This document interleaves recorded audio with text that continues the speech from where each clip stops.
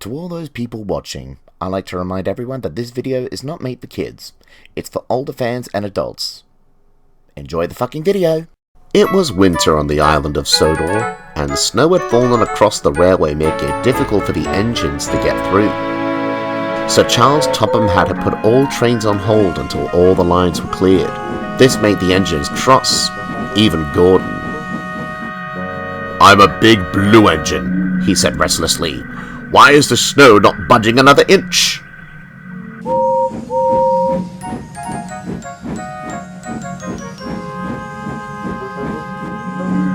He tried his best to push the snow aside by charging it.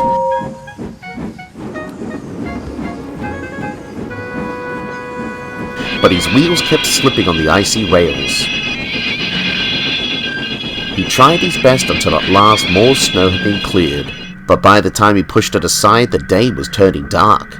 "We better get going," said one of the workmen. "It's getting late." "So much time wasted away," grumbled Gordon to himself. "I wish the fat controller had a snowplough that could push all this aside quickly and easily." And he puffed away with the workmen all huddled up inside the van to keep warm.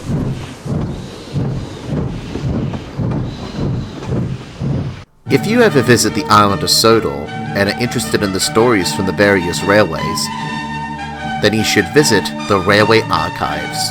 It's a treasure trove of stories over the years with all of the engines across the Island of Sodor, big or small. Let's take a look at all the stories that are a blast from the past for the engines of Sodor.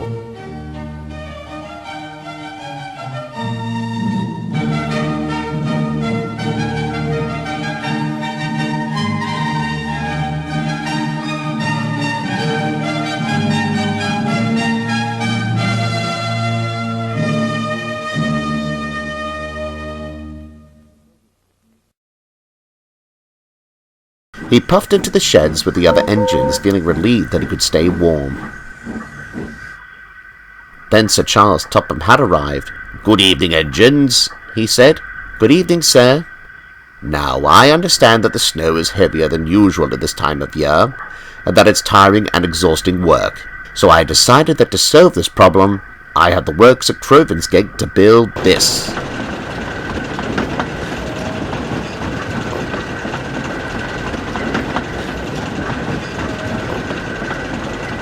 Coming into the yard was a shape that looks like a tender, but was tall with a pipe on the end of it, making it look like a funnel. The engines were amazed, including Gordon. "What's that?" they asked. Sir Charles Topham Hatt smiled. "This machine is like a snowplough, but it has blades to cut up the snow and pushes out of its air vent to place it aside much faster. They call this a rotary snowplough." Gordon was impressed. "I should use it," he thought proudly. "I am an express engine after all. Cutting through the snowplough with that sort of thing would be wonderful instead of my usual. Now, is there a volunteer who wants to try this out?" Before any of the engines could reply, Gordon blew his whistle loud and long.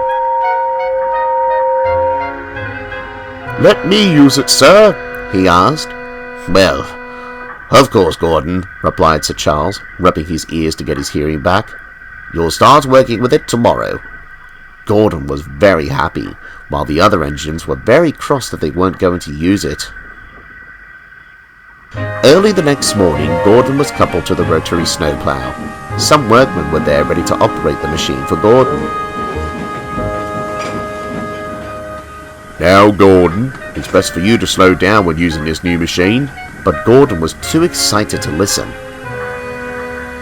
"That new snow machine will cause him trouble," said Donald. "Aye, true," agreed Douglas. Indeed, they were correct, but Gordon didn't think that. He was having the time of his life. He came to a drift, and the blade gave the snow a mighty whoosh from its blades. The snow it had collected came out of the stack. "Better than some old snowplow any day," he said happily.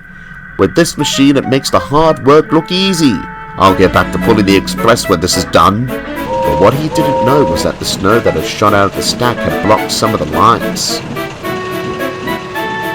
Later that day, Percy was puffing down the line with his snowplow. He too was clearing the line on the main as well as the branch lines. He felt very happy that the lines had been cleared. "Won't be long until we start work again," he peeped.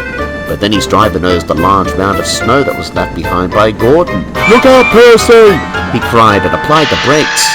The little green engine closed his eyes tight as he ploughed right into the snow. His driver and fireman had jumped clear before the crash. "No chance of us getting you out of there," sighed the driver. "I'll go call for help. Fireman, you stay here to keep warm and stop any engine that's in Percy's way." "Right," replied the fireman, and so he did. His driver came back looking sad. "All the engines are busy ploughing the snow, so I think we're stuck here until one of them arrives."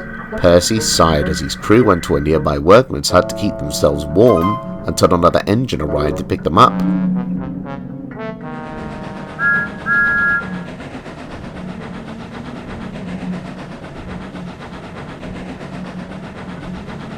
Later, Thomas puffed up. Percy's crew waved them down to stop. The little blue tank engine grumbled. "Come on, Percy, this isn't time to have a rest." "I'm stuck," moaned Percy, "and my funnel's freezing up." "Pah!" huffed Thomas, and went on his way after Percy's crew climbed into his cab. Meanwhile, Gordon was still having fun with his snow machine. Snow kept being blasted from the exhaust and it covered all the engines he passed by. "Watch it!" they cried, but Gordon carried on, not knowing of the trouble he was causing. Later, he was taking on water. Thomas then puffed up alongside. "Hello, Thomas," said Gordon grandly. "Still using that old thing, are you?" "Well, yes," he grumbled. "But it's still useful, I suppose." Gordon chuckled. "Useful? Pah! A snowplough like that couldn't even pass a small mound in comparison to this thing." Thomas fumed. "I still got through this stuff without using that thing you're pushing. Be careful with that thing, since it might cause blockage on the other lines. Percy had been buried by a snowdrift, and I don't know if that's what caused it, but be careful with it." And after dropping off Percy's crew at the station, Thomas puffed away to clear more snow. "Pah! Thomas is just jealous that my new snow machine works better than that snowplough of his. I doubt that my machine had caused little Percy to be buried. That little engine is always an accident-prone engine." After his drink, Gordon carried on with his work, ploughing the snow out of the way. But the snow he had collected was still causing trouble. Meanwhile, Thomas was at the tunnel leading towards the wharf. There was a heavy pile of snow waiting to be pushed aside.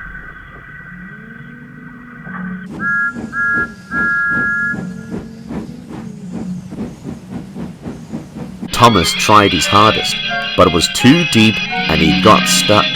Thomas got very cross. "Snow was nothing but trouble," he moaned. Rusty was close by and brought some workmen to clear Thomas out. And he told Thomas of the time when Scarloey got stuck in snow. After he told the whole story, the workmen had cleared the snow away from him. Thomas was relieved until he heard Gordon's whistle from a distance. Snow flew everywhere from his machine, but he was still having fun. "Hey, look out, there's snow about," he laughed. He stopped by the tunnel and wheezed steam loudly. Then there was trouble. Uh-oh.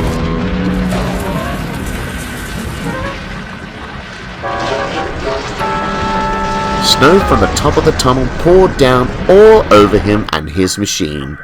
"Help!" he cried. Thomas and Rusty laughed, while Gordon just moaned a muffled and then fell as silent as the snow. Sir Charles Topham Hatt been receiving a lot of complaints from the other drivers and firemen about Gordon's careless handling of the snow machine. After Thomas was finally dug out again from the snow, the little blue engine pulled the big engine out of the drift. There was Sir Charles Topham Hatt, who told Gordon all about the complaints. He then said, "I hope you use it better next time in future." "Yes, sir." Gordon left the snow machine at Vickerstown and puffed down the line heading towards Titmouth, feeling ashamed of himself.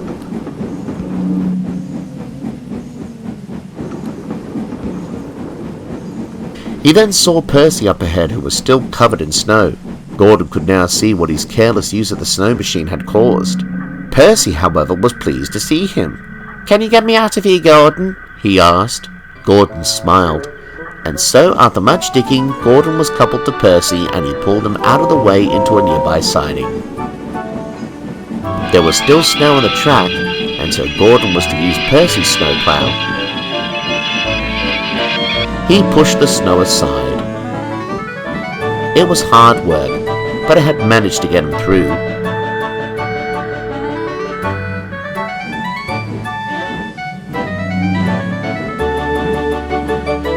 He collected Percy and the two engines made their way back to Titworth.